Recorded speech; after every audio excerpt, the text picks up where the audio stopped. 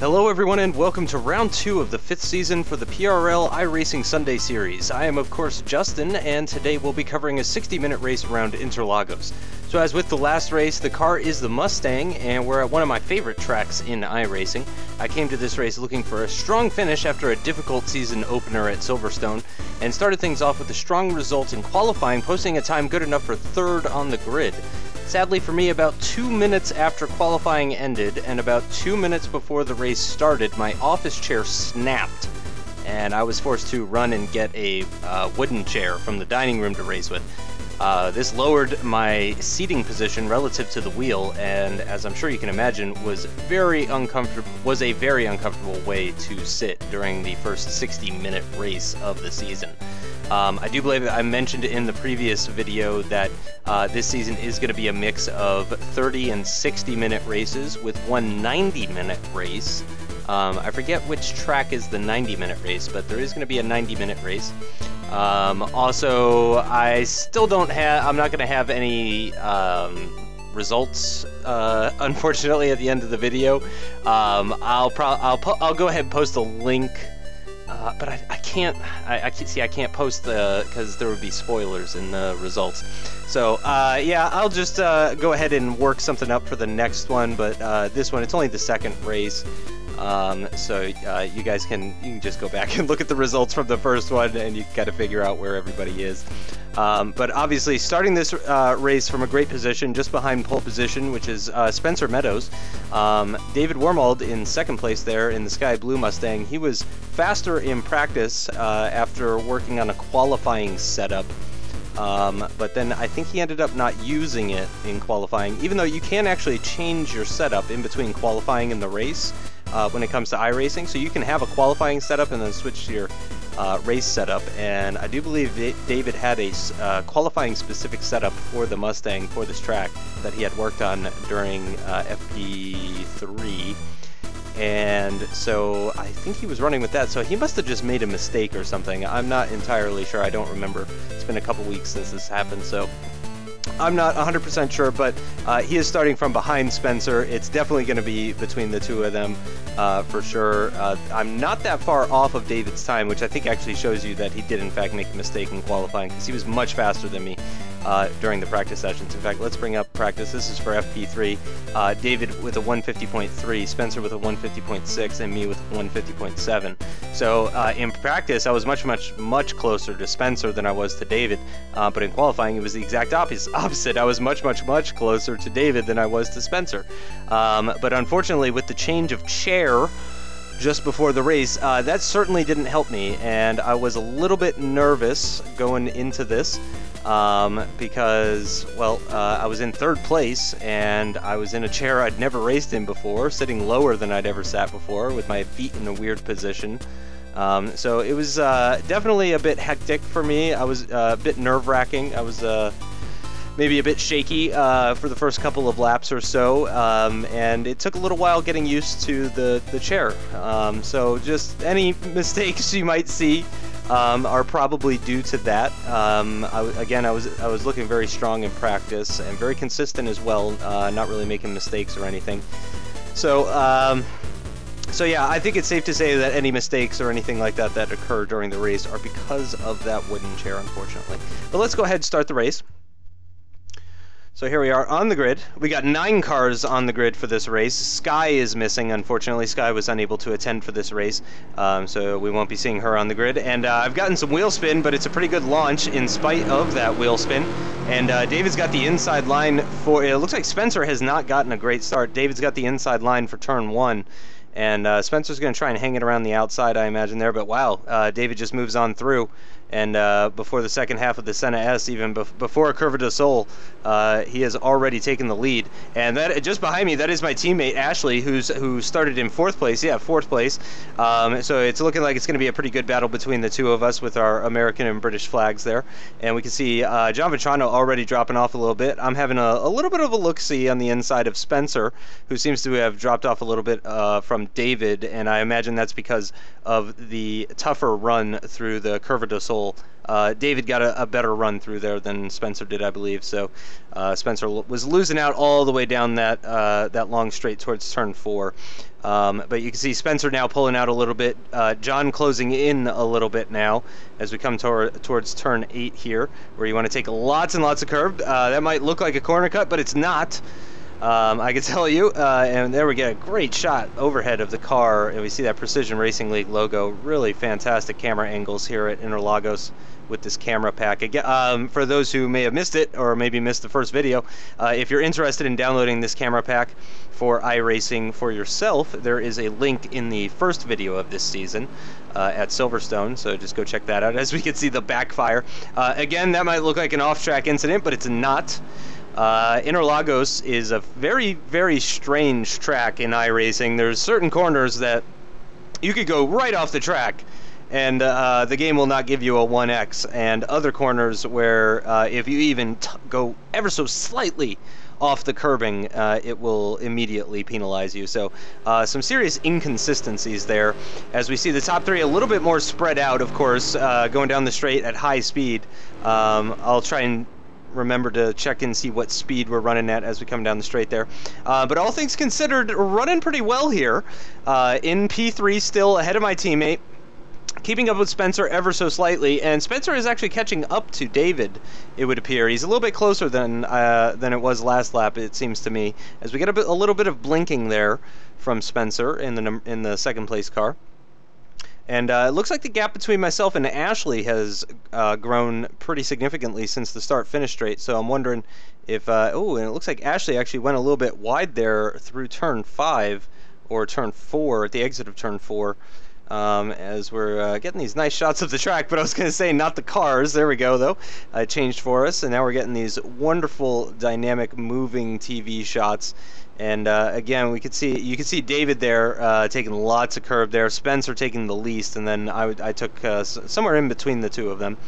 But yeah, that's one of those places where you could really just get all over the curb in that turn 8 corner there. This is another one as well. That's turn 10. Yeah, turn 10. So turns 8 and 10, you can really get all over the curb. Here you can run out onto the even the blue part, I believe. I think you can even run out onto the blue part, and you won't get a 1x, which is really strange. I'm not really a huge fan of that. And I'm noticing that we're actually getting different camera angles each lap. I mean, that's fantastic. I'm in love. I'm in love with this. I'm in absolute love with it.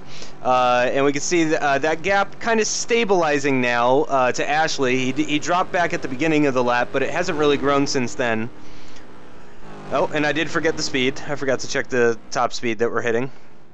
I want to say it's like 140, something like that, coming into turn 1, 140 miles an hour, something like that. As we're getting a view of above the paddock there, the paddock roof. And again, we see Spencer doing a little bit of blinking there. And I'm just going to leave it on the dynamic for maybe just this one more lap. This is lap now 3 that we're on. And again, this is a 60-minute race, so it's not a specific amount of laps. It's a specific amount of time. And I believe, yeah, just under 2 minutes with a pit stop. I believe that we were looking at about 32 to 34 laps, maybe 35 at most, depending on, so 32 to 35 laps. So I'm definitely going to be doing some fast forwarding in this video. Remember though, there's always the unedited cockpit view race if you want to watch all the quote-unquote boring stuff. I say that word very loosely there. Man, I love these shots. In the background there, we can see Will and PJ going side by side through turn 8 there. It looks like Will came out ahead. And again, that gap to Ashley is about the same. Yep, Will is ahead of PJ with James just behind, and then Antoine just behind him. And that corner there, that's turn 11. That's just before Juncao. That's just about full throttle. As you can see, I missed my apex there at Juncao, which is unfortunately, Juncao is the most important corner of the track because of the long period of time that you're full throttle coming out of it. And we can see Spencer actually getting very close up on David. I can tell you guys from personal experience that the tow from this car is not fantastic. You don't get a great slipstream in this car. Okay, let's go ahead and let's try a classic F1. I want to save the static camera shots for later in the race when the cars are a little bit more spread out. Because right now you can still see the leaders ahead of me. You can still see Ashley behind me, John not that far behind him. Yep, there's John coming into view now. And then there's a little bit of a gap to Will and PJ, but we know that they've been doing some battling, so no surprise there. As again, Spencer is blinking at the end of the straight just before turn 4. And it seems to be a constant place where he's blinking there. Coming through turn 5 now, very much flat out through turn 5. Coming out of turn 4, third gear for turn 4 in this car, and then it's low RPM. But as I mentioned in the previous video, this is the type of car where if you have the choice of being in you could be in second gear at 6,000 RPM, or you could be in third gear at 4,000 RPM. You're better off being in third gear at 4,000 RPM just to save yourself a shift coming out of the corner. So it's always a good idea to use one gear higher when possible. Obviously, that doesn't work for every corner. But certain corners you want to go one gear up and just save yourself from having to shift up an extra time. And great shots there of seeing David and Spencer going through Junção, and there's myself going through Junção, followed very closely by Ashley. Again, that gap really not very big, probably between a second, 2 seconds, something like that. Whoa! As we hear the leaders going through right underneath the camera there. Sat at that's technically turn 15, even though it's barely a corner, but it is in fact a corner. Or actually, that was turn 14. I apologize. 15 is the one just in front of the pit entry there. Oh, and no, it's only 132 miles an hour that we're coming into turn 1 there. And I take a really late apex, and then I go up into third gear right about there. And oh my gosh, these camera angles. Oh, that's beautiful. That's beautiful stuff. So I'm actually going into third gear in the middle of the Senna S as I come down the hill and just before hitting the second apex, the apex of what is technically turn 2. Just before hitting that apex, I'm going up into third gear just to give myself a little bit better traction coming out of the corner, and that really allows me to go full throttle through the Curva del Sol, or turn 3, the very long turn 3 there, which is flat out. You do sort of get a floaty feeling in the Mustang while you're driving through the Curva del Sol. So it is flat out, but only just. If the car had even 20 more horsepower or weighed 200 pounds less, anything like that, then I think it would probably not be full throttle because of the lack of downforce and everything. And also the tires. You're really limited. You can only go down to 29 PSI on the Mustang tires. Can't go any lower than that. Which is very much sort of road car PSI levels. Slicks, F1 cars, and other race cars, they use much lower PSI than that, 20 even, possibly less. I'm not 100% sure. As you can see me running out in that blue section just to get the best run through Junção and try and carry as much speed, because it's all about the exit on Junção. Mid-corner speed and entry speed mean nothing. It is all about the exit speed at Junção.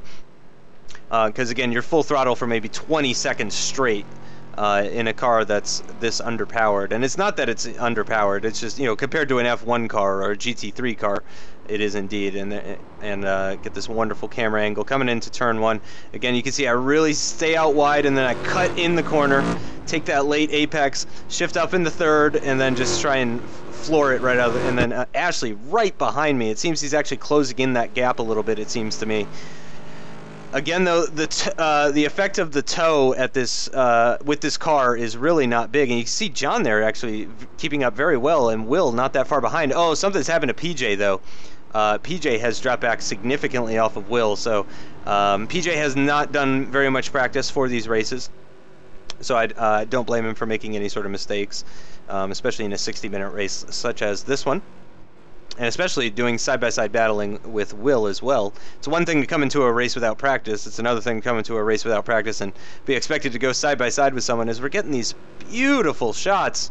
Oh my gosh, it's just the turn 6 and 7, the double right-hander Ferradura, and I'm not even going to try to pronounce the second half, but we'll just call it Ferradura. Is just fantastic stuff there. I'll go ahead and change camera angles again at the end of this lap. And I know I said I was going to do some fast forwarding, but still the racing is pretty close between myself and Ashley. There's definitely a gap forming to the leaders up ahead. As we can see, they are already through Junção as I'm just braking for it. So it's probably more of a 4-second gap to the leaders up ahead. As you can see, again, that's not an off-track there. As long as you don't go in the grass, there's no off-track penalty there. Let's go ahead and go to modern F1 camera angle now, as we are finishing lap 6 and we're going to be starting lap 7. So we're about a fifth of the way through the race, 20% of the way through the race. Thereabouts. And we get a nice overhead shot here so you can really see the line I'm taking. And just trying to straighten up the turn 2 as much as I can, really, carry as much speed as I can. And I think something has happened to Ashley. He's dropped off quite a bit now. So this might be a good opportunity to fast forward, actually. And we see, by the way, David's still in the lead of this race. Spencer has been unable to retake the lead. I'm not sure if we missed any battling as a result of the camera angles and such, but I don't think they were battling too much. I did see them go. I do remember in the race seeing them going side by side quite a bit. And I remember thinking to myself, man, if I had my normal chair, I'm pretty sure I would be right behind them when they're battling like that. Obviously, I was a few tenths off per lap, but if they're going side by side, that's easily costing them a few tenths per lap. So in theory, if they're battling side by side, then I should be even catching them, possibly. But that's really just not happening. I'm just basically barely keeping up with them, barely keeping them in view. And that is really unfortunate because, like I said, I really feel like I could have been a lot closer to them if it hadn't have been for that incident with the chairs. We get that beautiful backfire. And I think Ashley was staying in 3rd gear for Junção there, actually. I was going down into 2nd gear for Junção. I think Ashley was using 3rd gear because I didn't see any backfire from his Mustang. And yeah, there's a definite gap now. So I'm going to go ahead and I'm going to switch to a rear chase. I think it's just called chase? I don't know. No. No.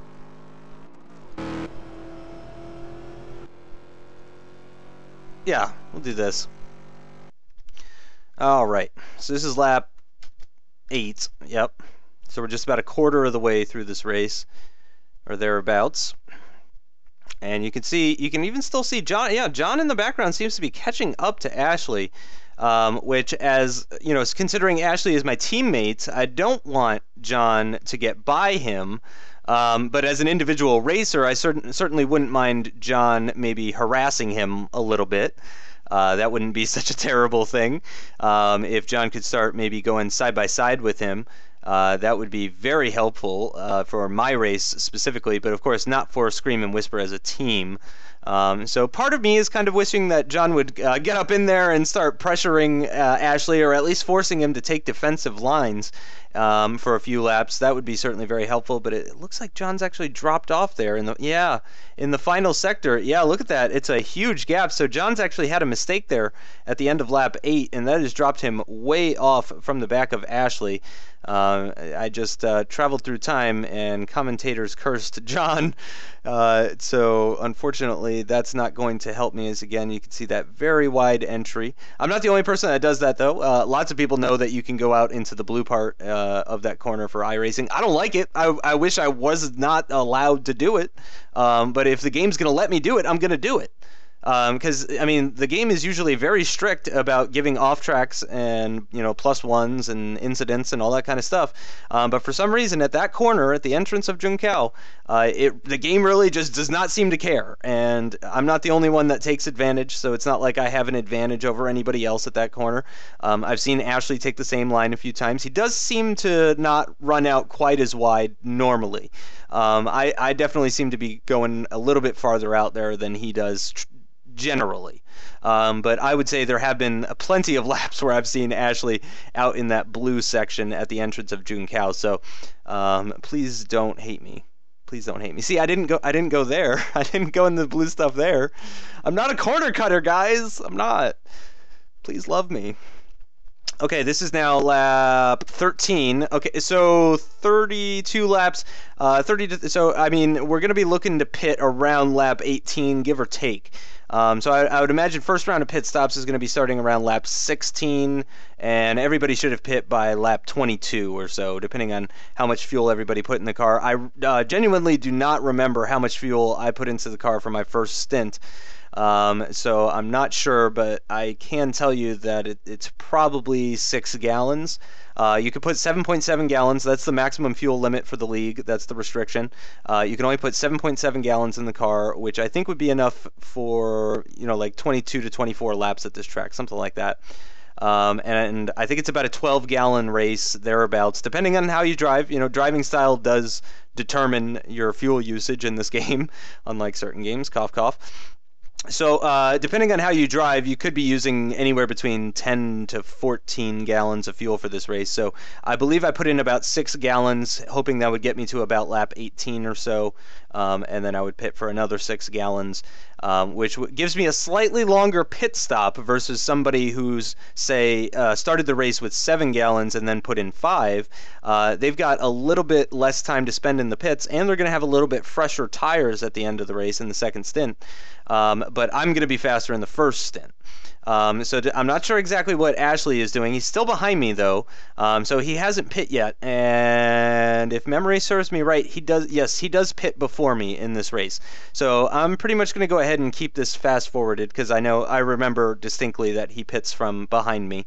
So I know he's not going to pass me before pitting. And let's see if he dives into the pits. He does. So Ashley's diving into the pits at the end of lap 16. So that's actually a little bit of an early stop. As I said, the window's between about 16 and 22. So Ashley diving into the pits a little early for fuel and tires. Because of the new iRacing build, you really do want to make sure you're replacing tires, especially in this car. And certainly at this track. It seems that way at most other tracks as well. But let's see, am I going to be diving into the pits? I am, so I'm pitting 1 lap later than Ashley here. And I don't have a pit limiter in this car, so I just kind of had to manage my pit speed with the throttle. I don't know if anybody else has like a mod or something. I genuinely don't know. But I'm in the pits. You can see I'm just behind Spencer, who has been in his pits for a little bit longer. Yeah, and there he goes. Apparently you don't have to drive through those green cones. I don't think I knew that. Yeah, I think you're about to see me drive around this green cone here. Yep, I sure do, because I thought you had to, but Spencer just drove right through it. So here we are, coming out of the pits. And there's Ashley. He's around the outside of me already, and it's looking like he's carrying much more speed than I am. And I just about kept it out of the grass at the exit of the pit there. And it looks like I'm going to be coming out behind him. We were just about side by side. Yes, he has carried more speed onto that straight, and he has jumped me in the pit stop. I'm not sure if it was the fresher tires or if he just attacked the pit lane much better than myself. But clearly that has helped Ashley jump ahead of me and take that podium position. Remember, he got a podium in Silverstone, so Ashley is on a little bit of a high right now after finishing 3rd at Silverstone. It was a very good race for him, very well fought. He had excellent pace, clearly, as he does here in Interlagos as well. So it should be an interesting battle here between us. I was faster than him all throughout practice, however, and I was faster in qualifying even, which for many of you, as many of you know, I'm not very good at qualifying. I am not a star qualifier at all. If racing was school and I were to get a report card, I would not be getting high marks for qualifying at all. As you can see, both of us running out into the blue there a little bit. Actually, Ashley, I think, running out a little bit farther than myself, and using all of that exit curve through Juncal, very close behind him now. Very, very close. Definitely getting a slipstream, but as I mentioned to you guys before, it is not very powerful in this car. It's surprisingly a pretty aerodynamic car. so it doesn't generate a huge wake of air behind it, so you really can't get a slipstream, but I've managed to get alongside him. Nope, I'm going to stay behind him, and I'm going to take the racing line. I'm going to try and get a better line. I have noticed that I was pulling away from him through the Senna S's. My technique of going into third gear in the middle of it was giving me a better exit, and I was usually pulling away from him here, and you can see I've definitely had a better run through the Curva de Sol. I'm very close behind him. Very, very close behind him. I'm pulling to the left side. I'm going to have the inside line for turn 4. Looks like we're side by side, and he brakes late, and I brake late as well, and it looks like he got a little bit of oversteer through that corner, and that's pushed him a little bit wide, and now we're going to be going side by side through turn 5 as we approach Ferradura. Myself on the outside, Ashley on the inside. It's all going to be all about who could brake later, and I brake later, and I can take the racing line. And I have taken back that third place position from Ashley Blakely, my teammate. Very, very close, very clean racing there. You can see not even a hint of contact. Nico Rosberg and Lewis Hamilton, take note. That is how you overtake a teammate. So I've moved myself back up into that podium position. You can still see I'm taking very defensive lines here, though. Obviously, Ashley is very close behind me and wouldn't mind giving me a taste of my own medicine here. So I am taking very defensive lines, ensuring that he's not able to get by me. And then I just need to get a really, really good run through Junkao here.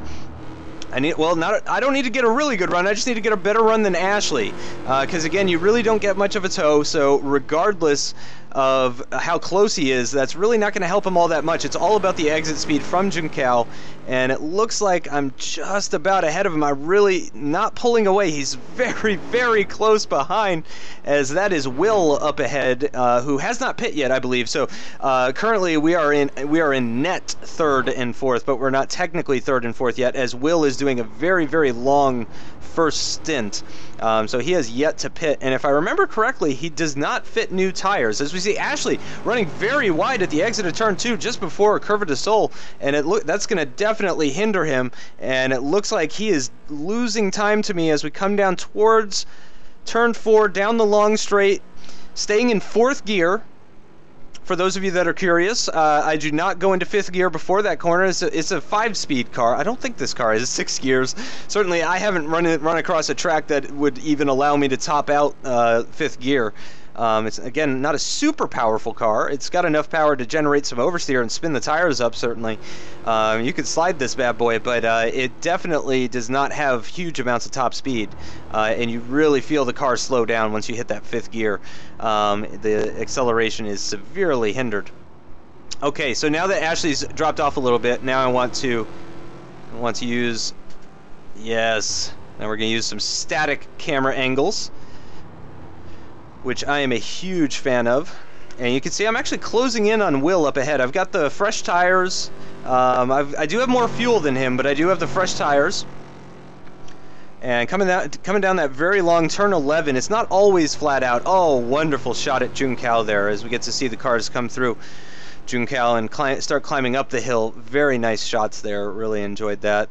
But the tires, I believe, mean more than the fuel, so I am closing in on Will, which could be a problem, and it could be a benefit to Ashley if I close in on Will before he has to pit, and I lose time as a result of having to get by him.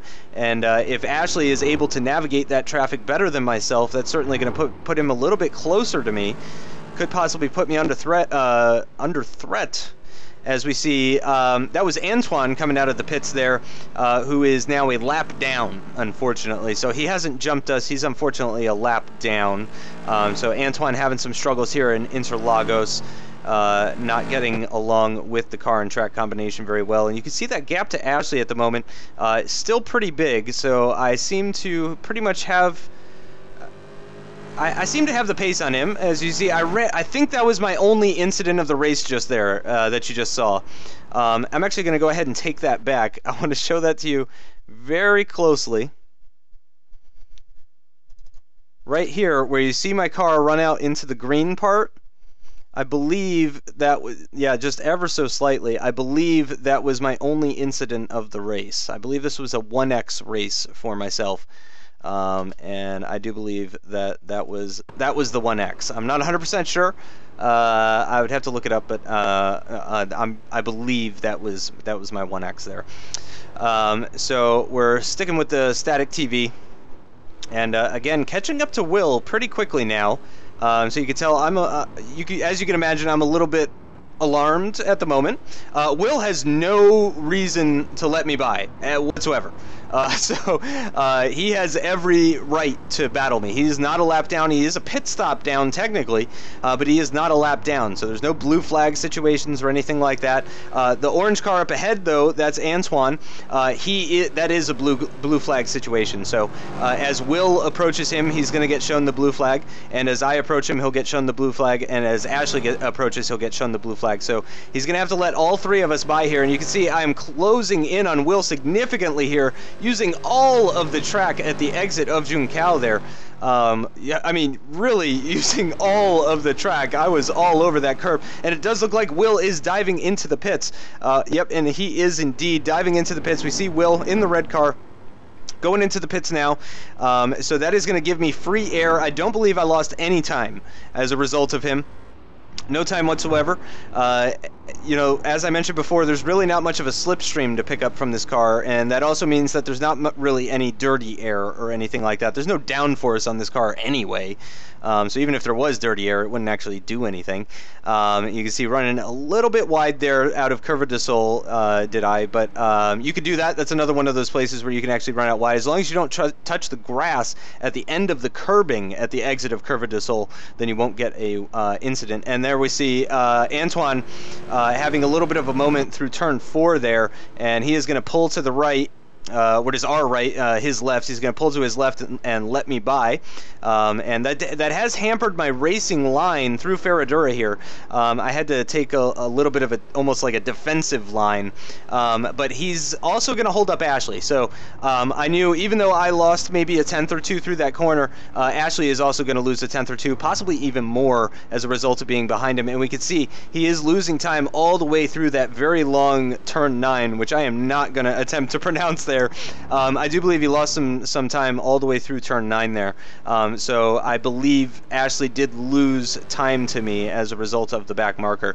No fault to Antoine. He did a fantastic job of getting out of our way and everything. He picked fantastic locations. It just so happened that Ashley came up upon him during the twisty part of the track, and I came up upon him during a straightaway, or the equivalent of a straightaway in that area between turn 5 and 6. So I believe that, yeah, that gap does look a little bit bigger now.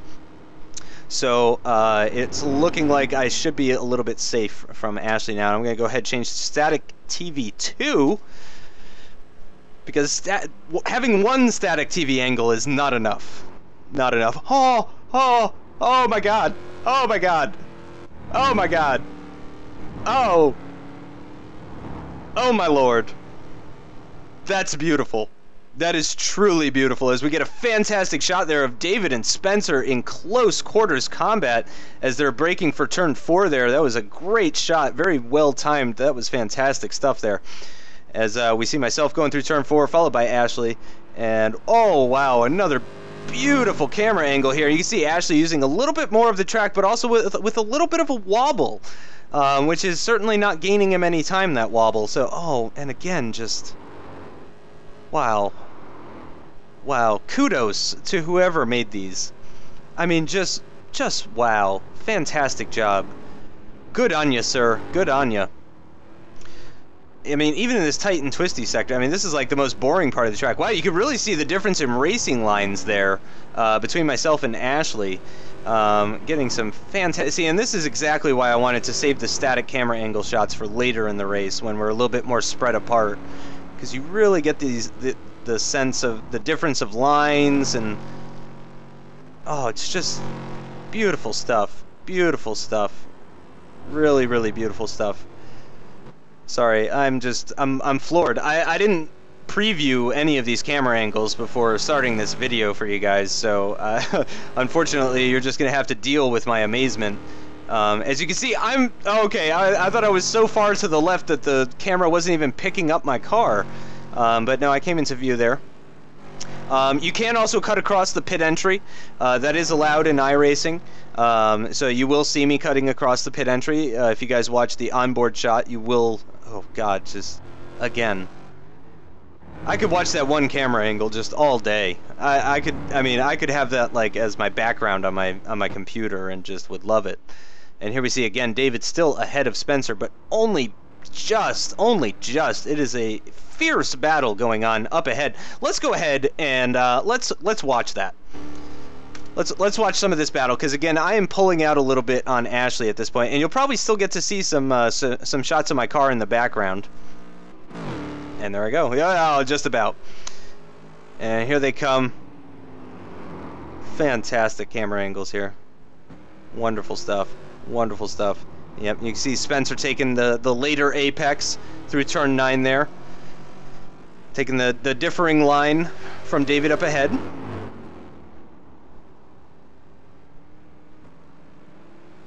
And I'm going to go ahead and shut up. I like to do this sometimes in my videos. I'm going to go ahead and give my voice a little bit of a rest here. And I'm just going to let you enjoy this battle between David and Spencer for the lead of this race. This is now lap 24, so there's only about 8 to 10 laps left remaining. And you can see for yourself just how close these guys are. So I'm going to go ahead and stop for just a couple of minutes. I'm going to let you guys enjoy a lap or two of the battle for first here.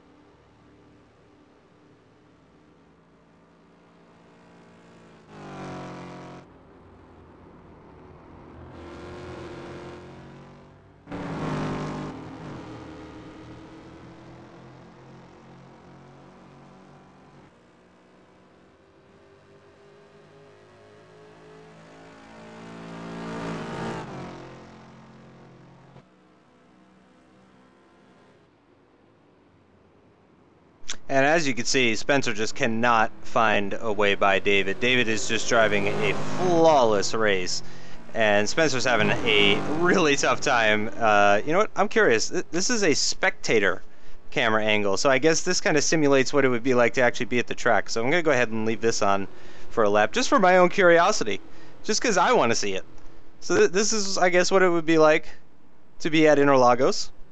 This is at like the exit of Ferradura. They're going through turn 9 there. Wow. Wow, this is a great seat, actually. You can see so many corners from this seat.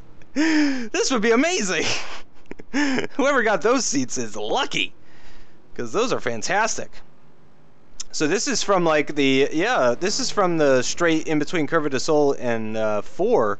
So you can actually see them coming down through turn 11 and into Junção and up the hill from all the way across the track.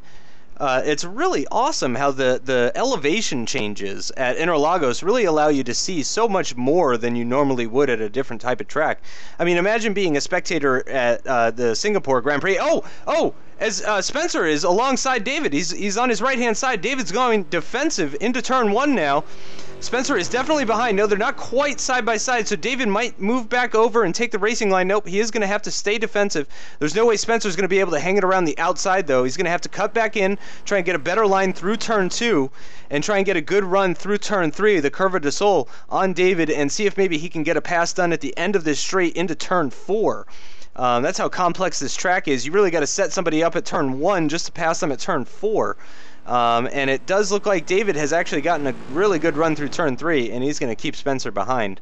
So, wow, man, I mean, from this seat, you can just about see the entire race.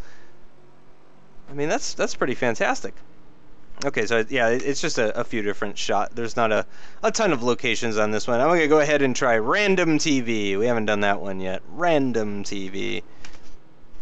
So we get this is one of the static shots that we saw earlier, actually. And we're on lap 27 now, and I'm gonna go ahead and let this race finish up, this battle. I'm gonna continue commentating for this, because this is definitely the battle to watch at the moment. Let's go ahead and just take a quick peek at myself relative to Ashley. Yep, Ashley has dropped right off the back of me. As you can see, I'm coming out of turn 9 there, and he's just going into turn 9. So Ashley has unfortunately started to struggle after I got by him in the second stint, and that has lost him significant amounts of time to me. It's definitely looking like a 5 or 6 second gap at this point, something like that. But John Vetrano has also dropped way off the back of Ashley. So Ashley's really not under threat. Yeah, he's just going through turn 9 now. So Ashley's really not under threat from John behind, who seems to have experienced his own issues after running a really great first stint, really close up behind Ashley. So it has spread out a little bit between myself, Ashley, and John. So again, the race to watch is clearly this one here. Looks like Spencer's trying to set him up for a pass. And you can see just how ineffective the slipstream is here. Look how close he is to David. And he got such a better run through turn 3 as well, and he's just really not gaining on him at all. He couldn't even get alongside of him going into turn 4, and that's possibly, I mean, debatably the easiest place to overtake is turn 4. And I think that's because of the 3 corners that are prior to it being so crucial. You know, for the going into turn 1 to make an overtake, you just have to have a better Junção than the person in front of you. However, to make an overtake at turn 4, you just have to have a better turn 1, 2, 3. So it's like spread out over 3 corners. So I feel like it's easier for me anyway to maybe get an overtake done at turn 4 rather than at turn 1. Of course, you saw me get the overtake done at turn 6.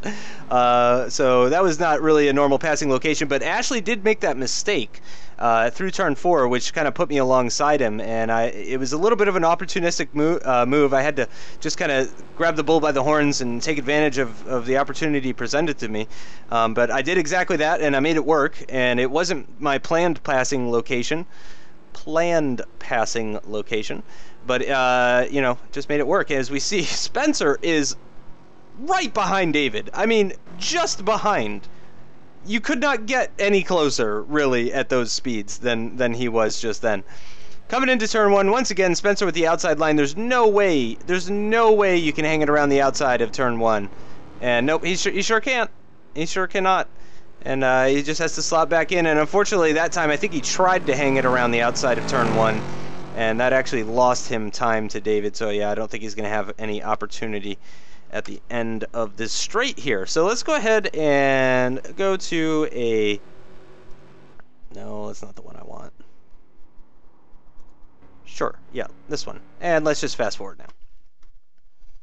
And if we see any sort of overtaking maneuver, we'll go ahead and pause it and take a look at it.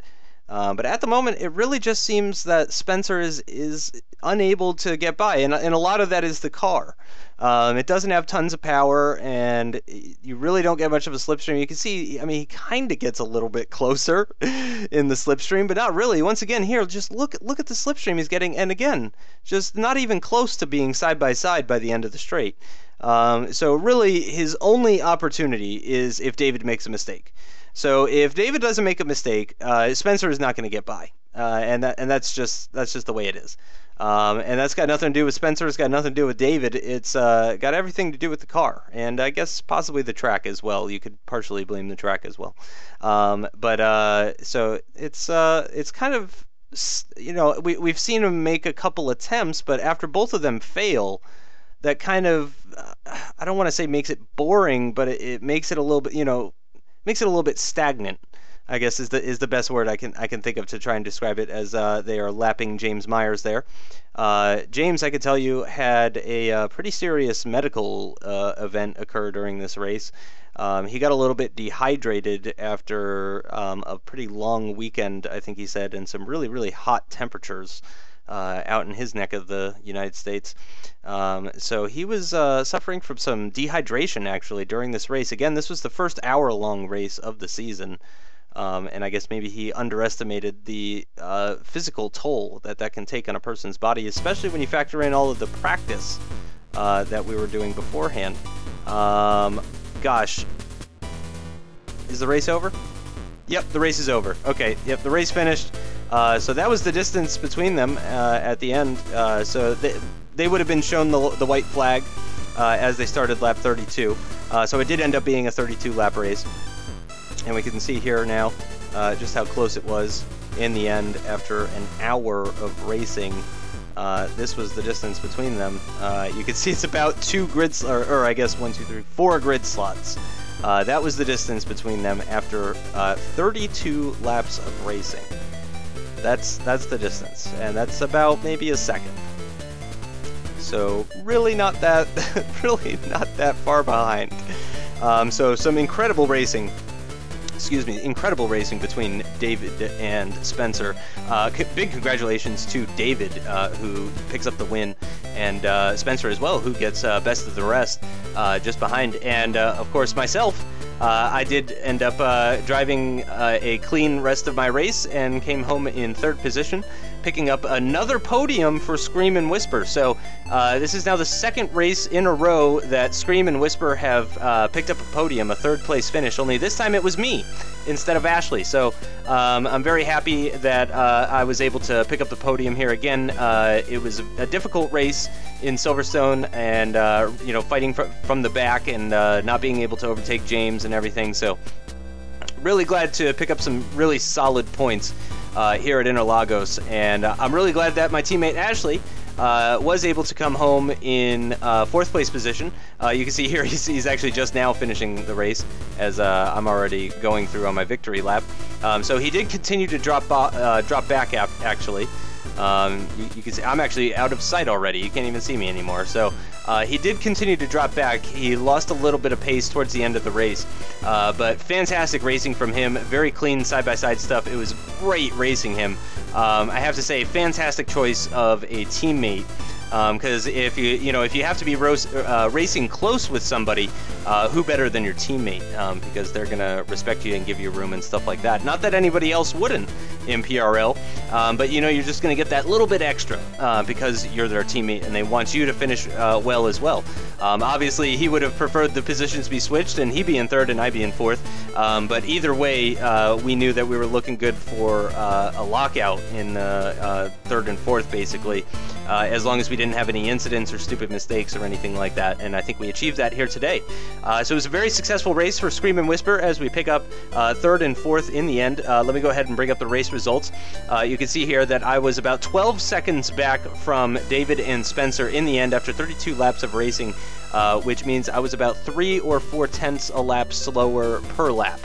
And again, I'm going to go ahead and throw this out there. If it were not for the wooden chair that I was racing with, I do believe this would have been a much, much smaller gap. I'm not saying that I would have won the race I may have been able to just get close enough to pester Spencer and maybe let David pull out a little bit of a gap. So yeah, I do think it could have been a little bit more exciting of a race for you guys if it wasn't for the fact that my chair broke. But I think it was pretty exciting as it was. In the end, you could see Ashley finishing 18 seconds behind me. And considering I came out of the pits behind him, that's really surprising. That means that he lost about a second a lap to me in the second half of the race. We can actually see the lap times here. So his fastest lap was lap 21, but let's see. So his pit was lap 17, and then he did a 51.3, 51.8, 51, 51, 51, 52, 51, 52, 53, 58, 51, 53, 52, 53, 52. And we can see my lap times here in the second half. 51 of 50.9, that's a really fast lap, and then 51, 51, 51, 51, 51, 51, 51, 52, 51, 51, 51, 51. So you can see I had incredible consistency in this race, and I really think that's what helped me achieve the podium finish that I was able to get today. So really happy overall with that race. I had some really great, clean, side-by-side racing with my teammate, and we both had really strong finishes.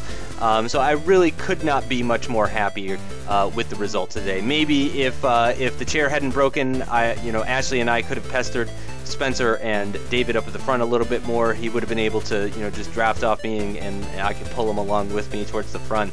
Because again, he was a little bit slower in practice, not loads.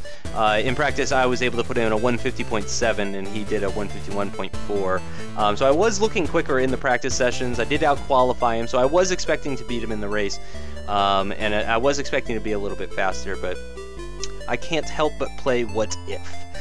So, great race, great track, really enjoyed it. There's been a lot of complaints about the car and stuff this season, and I gotta say, it's really not a bad car at all. It's a difficult car to pass someone with, I will say that much. It's very difficult to pass somebody with this car. They really have to make a pretty big mistake in order for you to get it by someone. But it's a really fun car to drive. I had no problem doing the 60-minute race. I mean, my butt was a little bit sore at the end of it on account of sitting on a wooden chair. But aside from that fact, I had a really great time doing the 60-minute race, and I don't think I'll have any problem doing the 90-minute race that's coming up later this season. So that's going to do it for this video. I apologize for the lack of championship standings, but I do promise to work that into some future videos here. I'm just really more focused on getting videos out. I need to catch up, so I'm trying to pump out videos as quickly as I can, and I know that's not very quick, as I'm sure a lot of you are aware, but I'm doing my best here, and I'm going to have some days off coming up in the next week. I'm off today, tomorrow, the day after, 2 days after that, and then 2 days after that as well, so 4 days off in the next 6 days total. So I'm hoping to put out a few of these videos in the next several days or so, or in the next week or so, really. So be on the lookout for the next race. Next one is Watkins Glen. As always, there will be an unedited video from Cockpit View that's available to watch shortly after this video has been uploaded. So be on the lookout for that if you're into that sort of thing. Thanks for watching, and I will see you guys next time at Watkins Glen.